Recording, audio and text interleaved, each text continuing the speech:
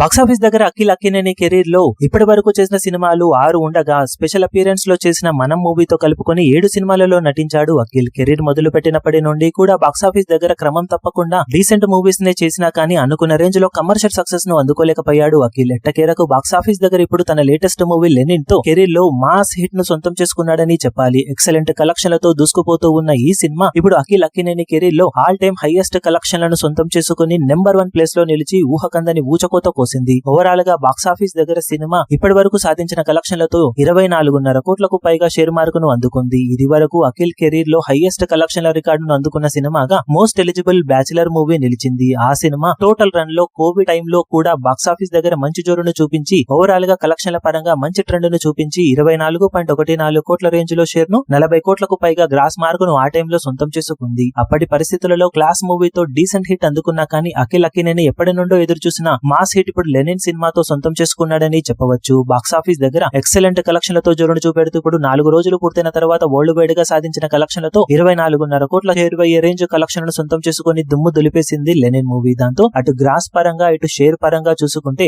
Akhil career లో all time highest కలెక్షన్లను అటు gross రూపంలో ఇటు షేర్ రూపంలో అందుకున్న సినిమాగా నిలిచిందని చెప్పాలి లెనిన్ మూవీ. సినిమా ఎక్సలెంట్ గా ట్రెండ్ ను చూపెడుతూ ఉండటంతో ఇక అప్కమింగ్ టైమ్ లో అఖిల్ కెరీర్ లో కొత్త బెంచ్ మార్కులను నమోదు చేయడం ఖాయమని చెప్పవచ్చు. మరి లాంగ్ రన్ లో ఈ సినిమాతో అఖిల్ బాక్సాఫీస్ దగ్గర ఎలాంటి జోరును చూపించి కలెక్షన్ల పరంగా తన కెరీర్ బెస్ట్ రికార్డులను ఏ రేంజ్ లో నమోదు చేస్తాడో చూడాలి.